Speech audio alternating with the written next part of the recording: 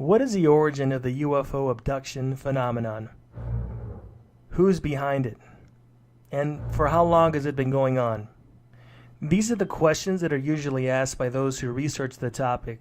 According to the late Karla Turner, an abductee and a researcher, the definition of a UFO abduction can cover a lot of ground. According to Karla Turner, the official definition of an abduction would be any event or scenario that's generated for the purposes of targeting an individual. But these encounters would vary depending on the abductee's perception of what is actually going on and how the abductee actually perceives the encounter. According to Turner, there are three different types of encounters that are often experienced by abductees.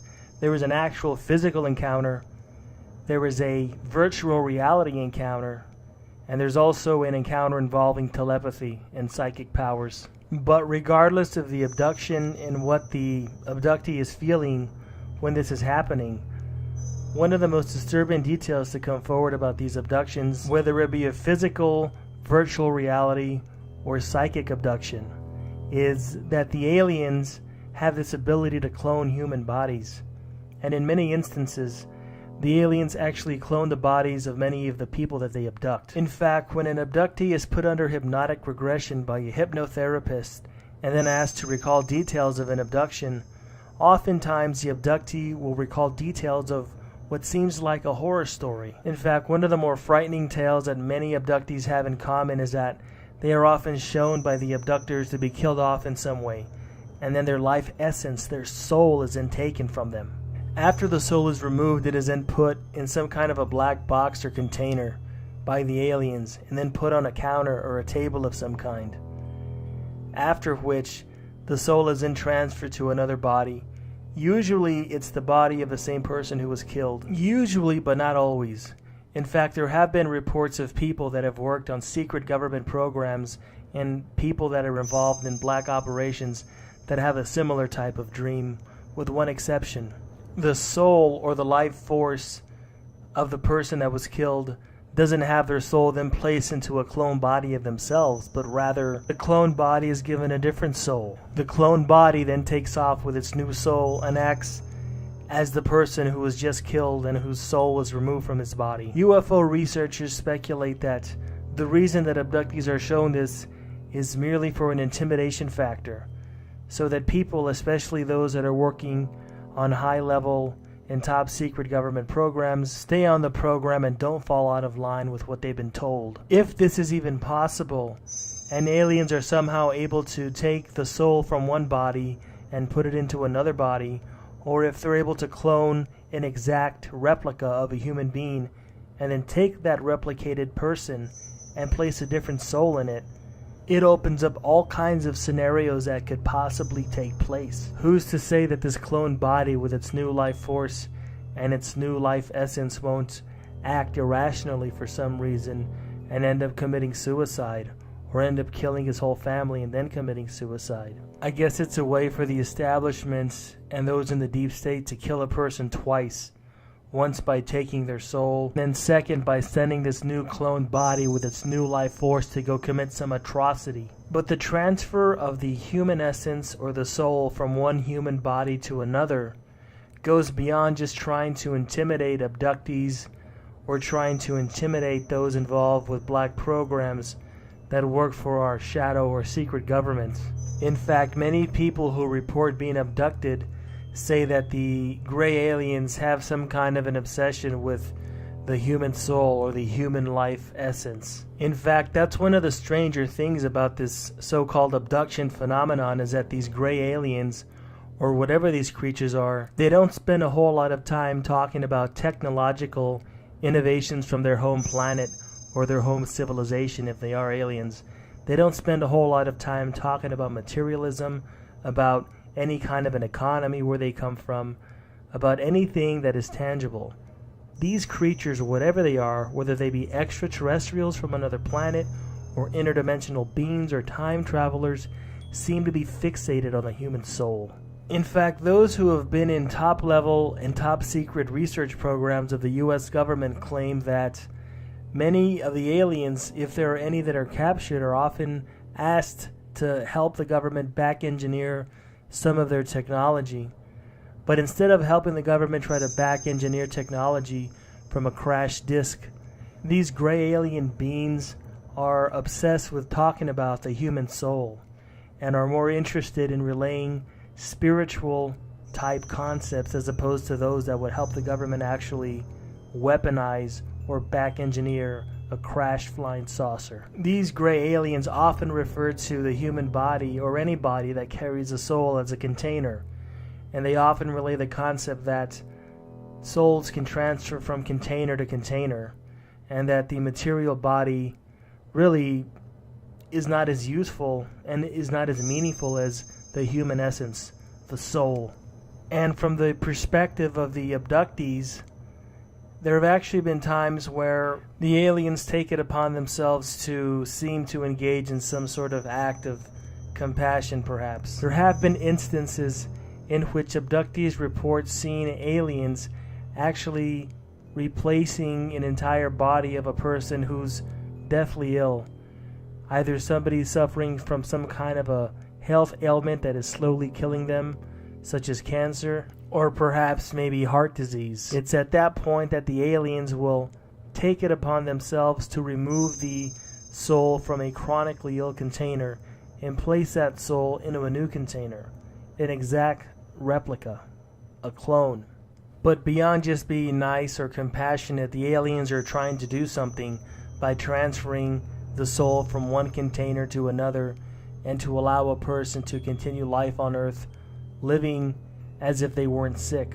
The aliens, it seems, are trying to study something. They're trying to observe something.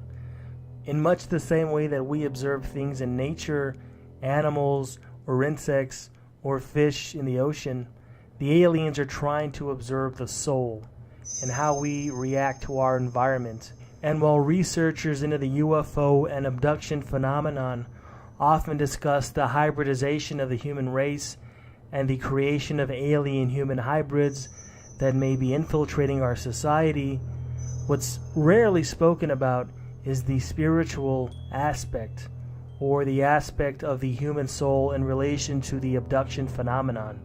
And with all the talk of aliens taking our eggs and sperm from men and women against their will, what's never talked about and what's never implicated is just what kind of an effect this has on the spiritual development and the development of the soul when it comes to human beings in relation to the abduction. And when it comes to researchers into the UFO and abduction process, this is rarely mentioned. Is this the truth behind the abduction phenomenon? Is it more of a spiritually inclined interaction with humanity as opposed to a physical one? The idea that these so-called extraterrestrials or aliens or interdimensional beings can just show up anywhere that they want to and abduct anybody that they want to and rob somebody of his or her manhood or womanhood and subject them to horrifying and humiliating medical experiments. And on top of that, they can then take your soul and put it in a box. In fact, the most disturbing aspect of the abduction phenomenon overall is that it seems to go against the free will of man. Authors such as Nick Redfern and Nigel Kerner have postulated that perhaps the Earth is some kind of a farm where souls are sent and cultivated and then taken when needed. It makes it seem as if the Earth is some kind of a spiritual butcher shop or some kind of a meatpacking plant for souls. The collecting of DNA and other types of samples by these so-called extraterrestrials from the human body could only be a side story. The real story and the real implications of the abduction phenomenon have to do with our soul and the harvesting of our soul, the harvesting of the essence of man.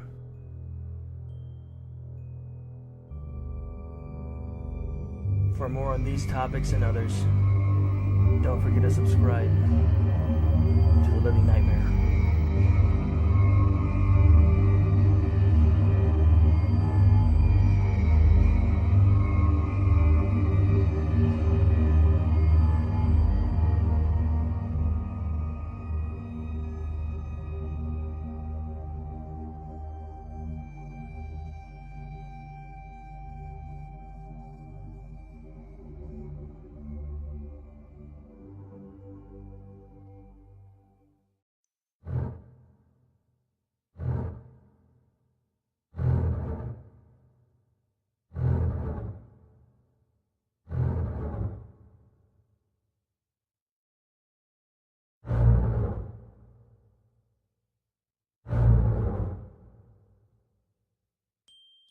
If anybody has bothered to look into the UFO phenomenon, they will find that a large, black-eyed, frail-looking creature has dominated the consciousness and research of those interested in the matter.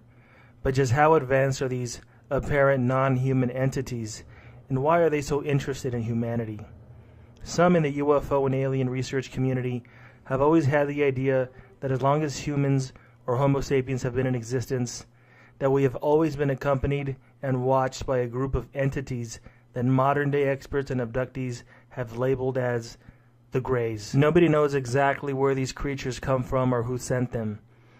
It is also believed by abductees and researchers that there could be more than one type of gray alien creature. Author Nigel Kerner has put forth an explanation of one of the most shocking and frightening theories about at least one faction of these bizarre gray creatures. He states that perhaps one portion or faction of the Greys are on a mission for their own survival. From the perspective of Kerner, a specific faction of Greys are using the Earth, humans, and perhaps life on Earth as a sort of cosmic grocery store or open market to help them achieve this goal. This group or faction of the Greys are synthetic in nature and are theorized to have been created by an earlier life form that could long be deceased or for some reason has been out of the picture for some time. This biological android species of the Greys, although artificially created, has become self-aware at some level in some way. These creatures have decided on their own as a synthetic species to try and somehow expand their influence and ability to keep from happening to them what may have happened to their creators or life forms throughout the galaxy that have gone extinct. According to the hypothesis of the author, gray aliens and the harvesting of souls, the conspiracy to genetically tamper with humanity, these aliens have apparently been dealing with humanity and our ancestors for hundreds of thousands of years. According to Nigel Kerner, these creatures have been one of perhaps many non-human entities that have been manipulating the human race. In the case of the android-type Greys, these creatures have been manipulating humankind to try and extend their own influence and life force capability. These creatures, being highly advanced for hundreds of thousands of years, have probably been self-aware for some time. The original creators of the Greys could have created these creatures from their inception to be self-aware. We really can't say for certain. What Kerner postulates in his book is that these synthetic gray aliens are soulless and have truly nothing to look forward to once they have a permanent system shut down or have been decommissioned. So, in an attempt to try and prolong their existence for their own reasons, the synthetic faction of Greys have manipulated the human race and created alien-human hybrids to try and thrive with ordinary people, sort of like natural occurring life forms that can thrive just like any other creature. The reason for doing this is to try and bypass any barriers that keep their synthetic bodies from being a container of a soul. If those who look into the UFO alien abduction phenomenon take this claim seriously, then it could explain any number of occurrences and strange issues facing abductees, most notably the abduction and artificial insemination of the female half of our species by at least one faction of the Greys.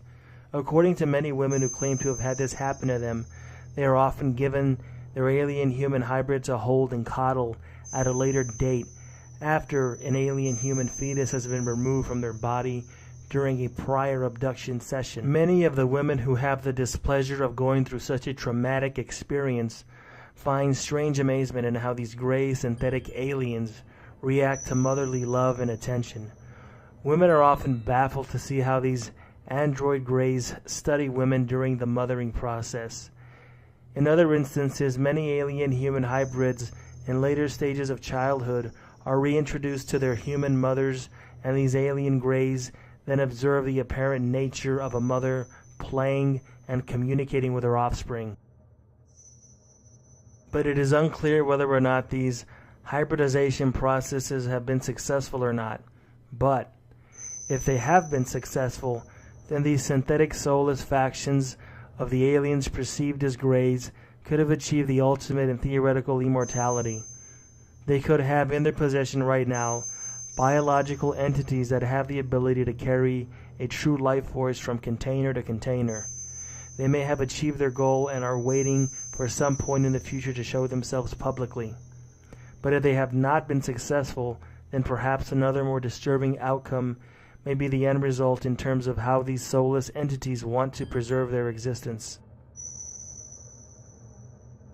It could very well be that these aliens have only been semi-successful in creating a true alien-human hybrid and need to find some other way to transfer their likeness to a different, less synthetic biological form. There has been floating around for years the idea that transhumanism, the belief or theory that the human race can evolve beyond its current physical and mental limitations, especially by the means of science and technology, is what the synthetic gray has been pushing for, using various governments and other terrestrial forces to try and force a merger between the human race and these synthetic soulless entities. That is to say, if these aliens can't contain a soul or life force in a container they create through the hybridization process, they will literally try and use the transhuman innovation that so many corporations and malevolent terrestrial entities have been pushing for, to alter the human container in such a way that they are able to download their powerful synthetic consciousness,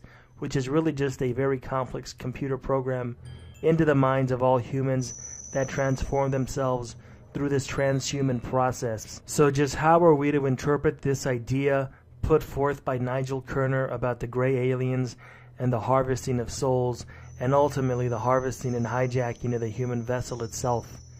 Clearly not all aliens and those classified as grays are evil.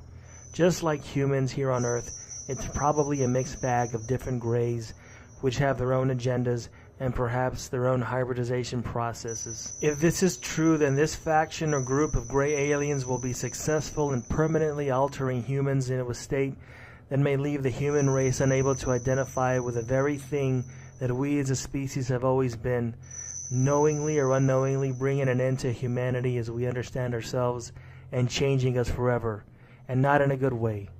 Although many critics of this hypothesis put forth by Kerner state that any synthetic life form, even if it is biological in nature, will never truly be successful because they are not natural, only some kind of a drone, that doesn't necessarily mean that the synthetic life form understands it the same way that we do, if it is just running an algorithm. These synthetic grays will keep trying to force the issue, even if it is at a detriment to the human species.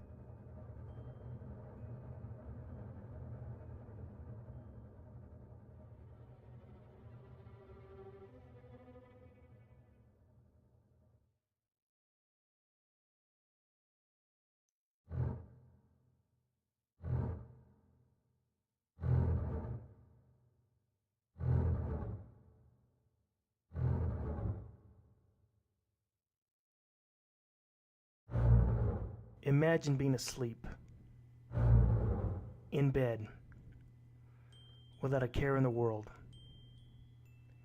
when all of a sudden you notice what seem to be shadow figures or beings of some kind. 1, 2, maybe more, going right through the walls. The creature that is most commonly described in this situation, invading without consent and abducting without permission, is most notably the gray. This creature by itself is bug-like, with large black eyes and a thin, fragile body. But when it comes to the entirety of the abduction process, witnesses make statements suggesting that there is more than just a gray alien at work. In fact, one in particular stands out because of its physical appearance, and because it seems to be the top link in the chain of command. And while the gray alien figure is commonly described by those who have been aboard an alleged extraterrestrial craft, there is reason to suspect that the grays are not the creatures who are in charge. In some instances, the abductees report being in the presence of an insect-like creature, overseeing or commanding the entire abduction operation. This being is known as the mantis or the insectoid. Although insectoid aliens do not appear in the recollections of all abductees, it's safe to assume that the description given by those who do remember or are able to recall anything, that the creature occupying the highest position is indeed the mantis or the insectoid. The way the large and small greys and alien-human hybrids coalesce around this creature is very telling. And as many abductees recall the encounters with this creature in particular, they seem to be more frightening in comparison with other alien creatures. Abductee Linda Porter had this to say about these mantis-like beings. There is much more to experience than we could ever begin to understand. Much of what we have been taught regarding the physical universe and the laws that govern it is wrong. This creature's civilization communicates difficult concepts via the use of symbols that radiate emotion. They use this form to get the concept across with their exact true meanings intact. No misinterpretation can occur this way. The symbols are not mathematical ones, but appear as three-dimensional holographic pictures that resemble abstract sculptures. The emotional aspect is relayed via carrier waves that resemble sound waves, but are not a part of the human sound spectrum. These waves can be felt but not heard. If the creature wants to clear a certain area of humans, they can broadcast this carrier wave over the area at a certain frequency, and it will create intense fear in people, causing them to flee the area, but it does not cause any harm. Another person who claims to have had experiences with these mantis creatures is Simon Parkes. Parkes claims that these mantis creatures have a rank or class system. Medical personnel are the lowest class. Above them are the pilots of the spacecraft. Above the pilots are the masters, who coordinate everything.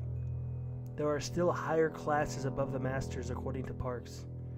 And in fact, Parkes had the opportunity to meet an insectoid known as the Great One, who oversees all of the mantis creatures, at least for the group that Simon Parkes dealt with himself. The mantis creatures are always naked, except for the masters and the Great One, who always appear and wear purple-colored robes or cloaks. They vary in height. The medical personnel are about 8 feet tall. The masters are about 9 feet tall, and the Great One is usually around 12 feet tall. In abductions, the mantis being examines the abductee very seldomly, and most often engages in a stare-down. When they communicate telepathically with humans, their talk is more substantive, and they sometimes are more forthcoming with the information that they impart. But generally, they just stand back and view the abduction from a distance, giving orders and staring down the person being abducted. According to those who've had encounters with the mantis creature, there is some background information on just what this thing is and where it comes from. And according to abductees who've dealt with it, the mantis is actually a creature who was originally from planet Earth, but has been around long before humans. And in the universe, the mantis is seen as a decision maker, kind of like a galactic arbitrator. When there is conflict, the mantis is able to analyze the situation and then come to a decision in regards to the problem. Many who have been abducted by these insectoid creatures also claim that there was a control ship stationed outside the Earth, where the mantis beings are the ones that are in charge of everything. In the control room of this ship, you can see the mantis beings engaged in the human timeline interception and monitoring of abductions.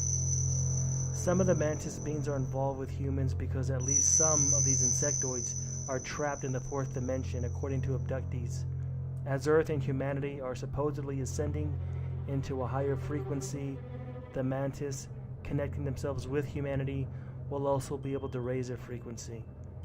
The mantis are able to do this because they are now willing to leave behind any attitude they've had that kept them stuck here, whereas the reptilians, who were involved with controlling humanity, are not willing to give up their old habits and will remain stuck. However, there are some who believe that this is completely false, and that, much like the reptilians and the Greys, the mantis are overstepping their boundary, interjecting themselves into human affairs, and going too far in the abduction process. But there are many points of view when it comes to the human abduction phenomenon. Some people are scared to death of this praying mantis insectoid and sense that something is terribly wrong. But many other people say that standing in front of the praying mantis being for the first time, they feel a profound sense of wisdom and also sadness about the human race. It's as if this mantis entity knows something about humans that we don't know about ourselves, possibly about our future. Furthermore, beyond deep wisdom and sadness, many abductees have felt direct love in front of them for the first time in a way that they've never felt before. Perhaps these mantis entities have different personalities and different agendas, as do many humans. But just about everybody seems to agree that these insectoids seem to have very advanced technology, including the ability to manipulate time and rapidly clone whatever body they need for any mysterious agenda that they might have. But just beyond having eyewitness testimony from the abduction phenomenon, is there any hard evidence of any mantis-type or insectoid creatures that have been seen by people that have never been abducted at all by aliens? There could be. 台湾难道现在出现外星人的踪影？嘉明湖拍到照片，原本应该是高山的景色，竟然看到呢突然出现个身形有点类似人物的不明物体。高山美景的山坡上，乍看之下没有什么，但把画面拉近，仔细瞧，就在山丘的左侧，似乎有个形状和人相似的透明不明物体。近一点看，更发现头部呈圆锥状，形似螳螂，双手有蹼的形状，推判身高大约250公分，而且眼神似乎往摄影者的方向看。这是一名陈先生去年5月25号在台东嘉明湖拍摄到的照片。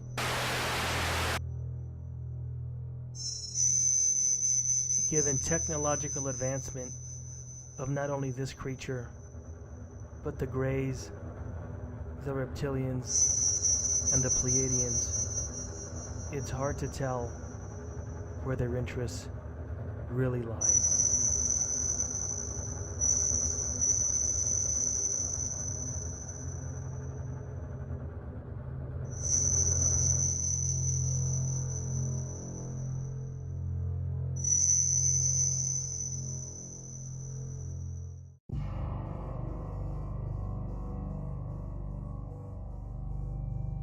Probably one of the strangest creatures that those involved in the abduction phenomenon have come across and reported to UFO researchers has to be the praying mantis insectoid alien. And while there are other types of alien beings or interdimensional beings that are reported more often than the mantis type creature, such as the tall and short gray reptilian type entities, alien human hybrids, hairy or fur-covered creatures, and as well as an alien that looks extremely human and that is usually blonde hair and blue-eyed. It is usually the praying mantis or the insectoid type alien that has a stranglehold on the imagination and the subconscious of those who were abducted.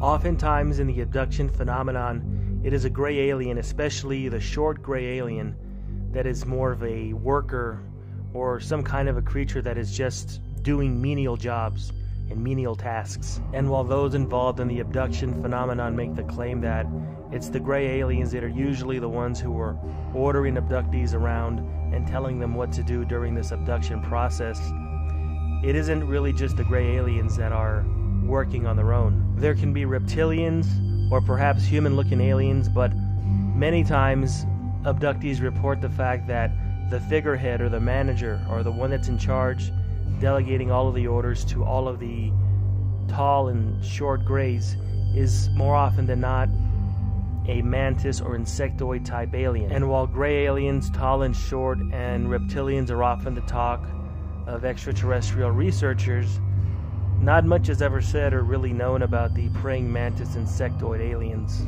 Aside from the strange and grotesque look of an 8 to 9 foot tall praying mantis alien creature that you could find as you wake up in the middle of the night in your bedroom as an abductee, or that you can run into during the abduction process while you're aboard some kind of an interdimensional or otherworldly spacecraft, these praying mantis aliens seem to be involved with all of the same things that come with the abduction phenomenon. In fact, there are various statements made by those who have come into contact with these praying mantis or insectoid-looking creatures. But it seems that for the most part, these praying mantis and insectoid-type creatures are involved with the same types of activities that other types of ETs tend to be dealing with.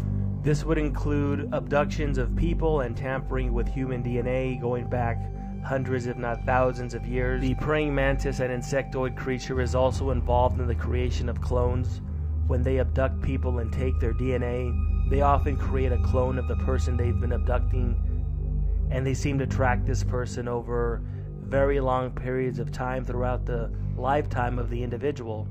And also, people who make the claim that they're abducted by this insectoid creature state that the abduction phenomenon is generational within their family. In other words, if a particular person is abducted, it's more than likely that their parents were abductees and that the children will also be taken by these creatures at some point in time. It is also stated by many in the UFO community, especially researchers, that these praying mantis aliens, much like other types of alien creatures, tend to abduct blonde-haired, blue-eyed, or the kind of people who would tend to have a European heritage. It is a theory of UFO researchers and abductees that these praying mantis aliens and other types of alien creatures or interdimensional beings are involved with some kind of a plan to collect as much DNA as possible. The eventual goal of all of these abductions by praying mantis type creatures or other extraterrestrials or interdimensional beings is to create some kind of a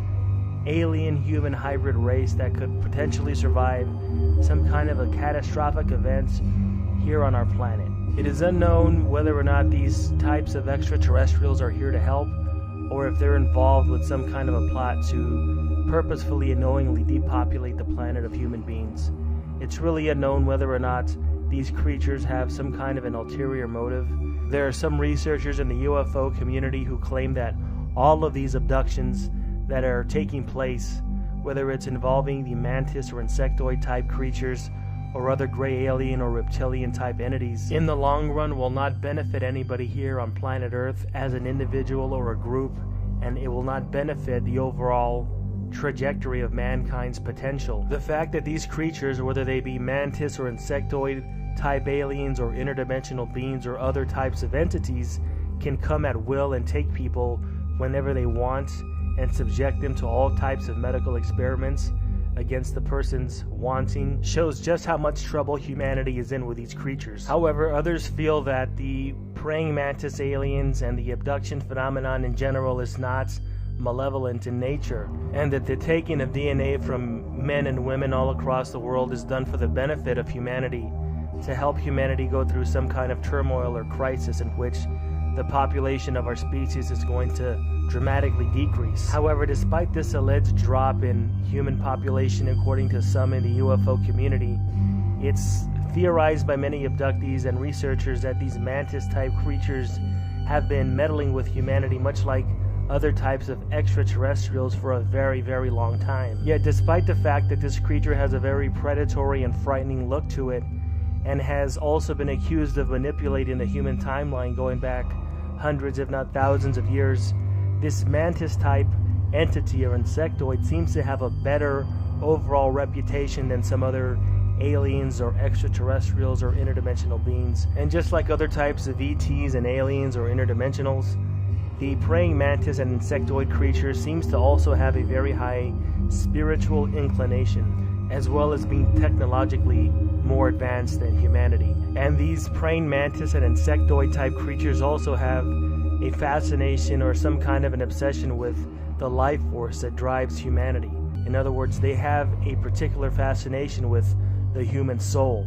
And according to many abductees and UFO researchers, this praying mantis type entity looks after, or in many ways cultivates, the human soul for generations. And actually, the nurturing of a human soul or a human life force can go back many, many, many years.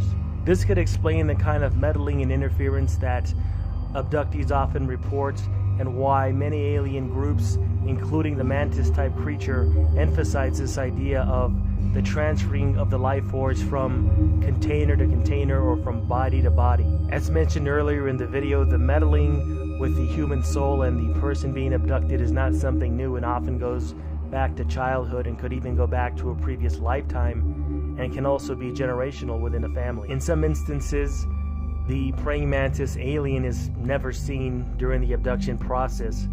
However, in other instances and in other cases, the praying mantis or insectoid being is the first creature and perhaps maybe even the only creature that is seen. And along with the praying mantis alien, the typical cast of abduction characters is often present. This almost always includes some form of the gray alien, whether it's a tall gray or a short gray, and more than likely some kind of an alien-human hybrid. Along with these types of aliens, you also have the reptilian that can pop up for an occasional visit. And of course, you also have the tall, blue-eyed, blonde-haired, Nordic-looking alien that's extremely human-looking and is often compared to a supermodel, whether it's a male or a female. This alien is often said to be extremely attractive from the perspective of a person being abducted, whether it's a man or a woman. But what is the real purpose and motive behind these abductions? And why is there such a diverse cast of characters and actors that engage in such behavior in these alleged abductions, from a mantis-looking creature to a reptilian to these little gray aliens with big heads and large black eyes? And of course, there are varying stories coming from the abductees themselves about what the true motivation is of all of these different groups coming together. So just what do we make of these praying mantis aliens and their part in the overall scheme of the abduction process? Are these creatures here to help humanity? Are they here to guide us in a particular direction? Are they here merely taking advantage of us the way we take advantage of lesser life forms on the earth? We may never know the answer, but it seems like, just as with the short and tall grays, the reptilians, the alien-human hybrids, and the human-looking Nordic aliens, these insectoid creatures represent another mystery in the phenomenon known as alien abduction.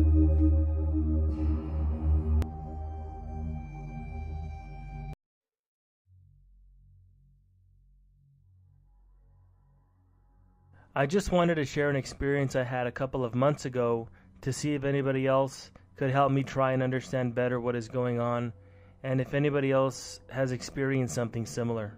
My husband and I woke up at around 3 a.m. to sounds outside of our bedroom door. We looked outside and found our dog crying to be let in, but we had locked our dog in his kennel before we went to bed, and our backyard is locked as well. Jokingly, my husband said, "I think aliens teleported him outside of his kennel." And I said, "I hope so, that would be awesome." Come to find out, it wouldn't be awesome later on, as my husband put the dog back in the kennel and we went back to sleep. But within a few minutes, our bedroom door opened again, and when I turned to look, 2 little beings floated into the room.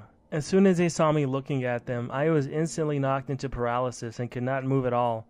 This also shifted time into a super slow motion flow.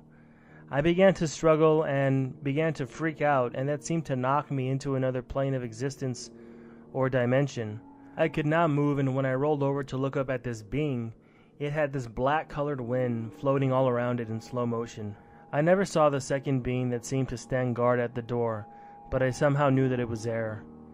It was hard to focus on it because time seemed to slow way down, and it was as if my vision would vibrate when I looked at it. It had an extremely white head, shaped like a Chinese dragon mask. I thought it might be a mask at first with very protruding eyebrows and forehead. I then saw that it had a very slim neck and a collar at the top of the outfit that it had on.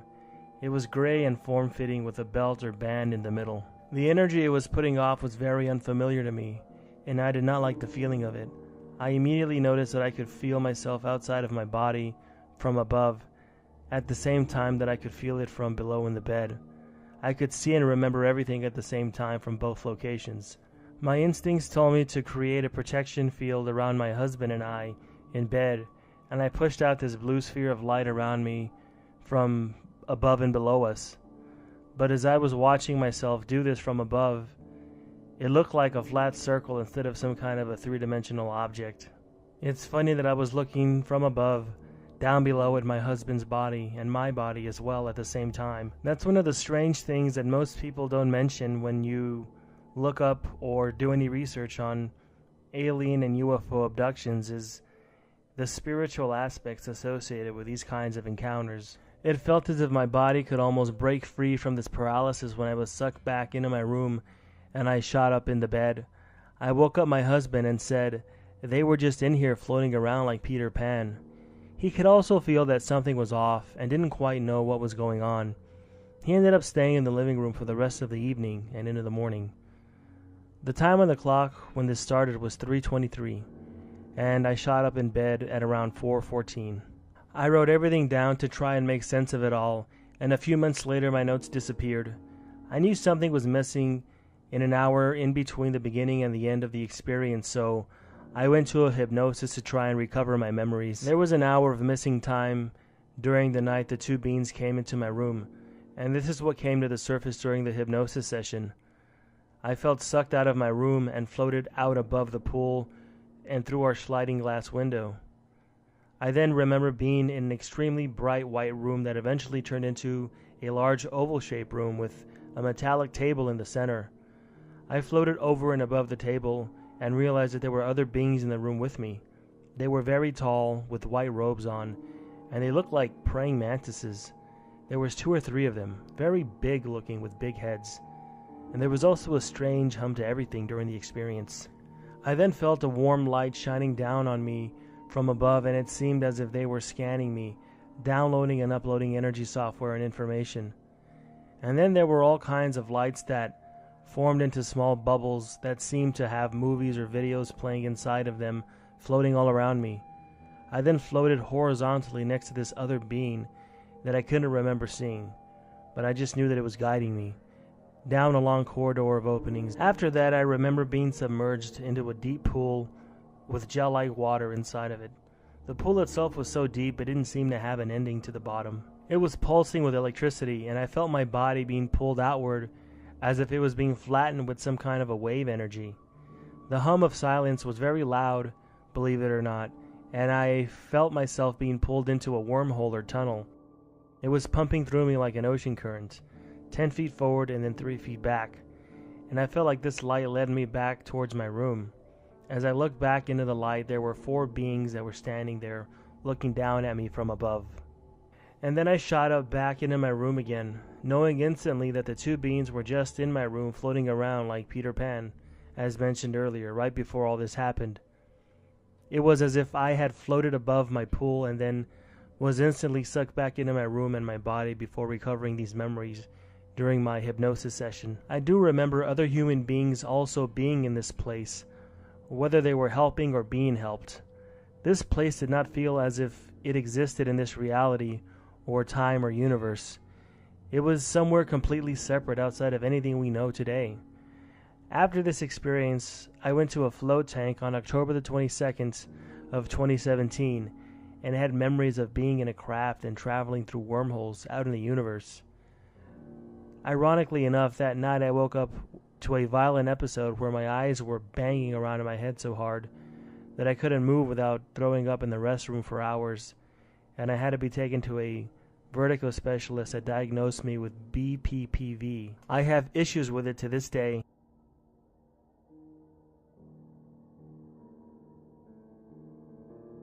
I had been struggling all night to fall asleep due to sinus pressure and our clingy cat. And when I finally fell asleep, it was on my back, which is unusually uncomfortable for me.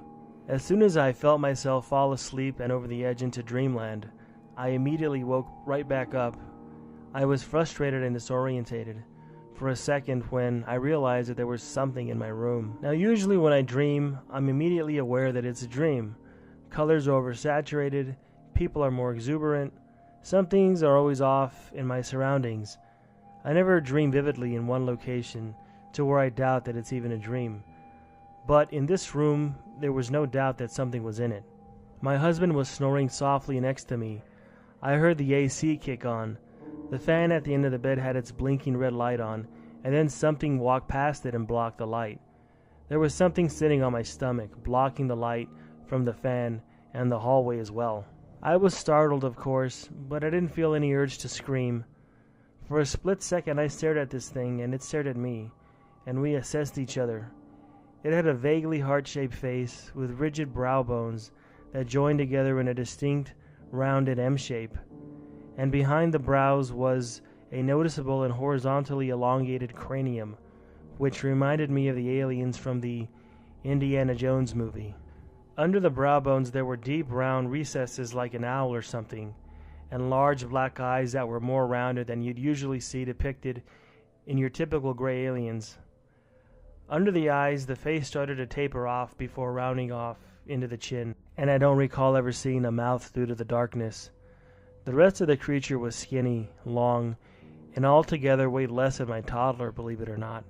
My husband made a soft snoring noise in his sleep, and the alien creature turned its head to sharply glance at him, and from the side of its face it was completely flat, almost like E.T. It looked back at me.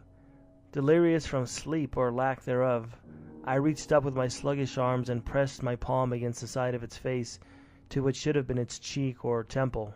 My right hand formed a loose fit, and I gently touched my knuckles to the other side of its cheek and temple. It was skinny and leathery and thin, and kind of loose.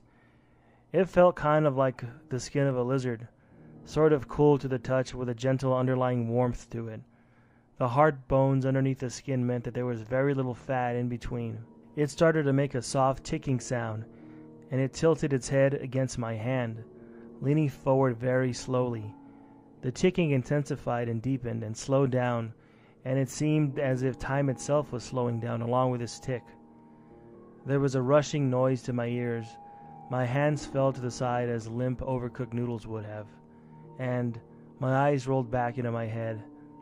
In my last seconds of consciousness, I recall thinking, "Oh my God," and I need to use every bit of strength to fight this thing off and to roll over, hoping that it gets off of me. As soon as my face connected with my husband's shoulder, I woke up properly and I sat straight up in the bed. The thing was gone. 2 seconds later, I heard my 2-year-old start screaming, and not her usual cry for a clean diaper or bottle, but a scream. So I shot up out of my bed and cuddled her. I also feel the need to add that this was written the morning after the incident. About 2 years ago, I never Googled anything about these creatures and tried not to think about it after the fact. Today I was convinced to upload this from my documents file because I got the urge to Google something and found out that people were apparently hearing these strange clicking sounds and seeing these beings, and this is too coincidental for my comfort.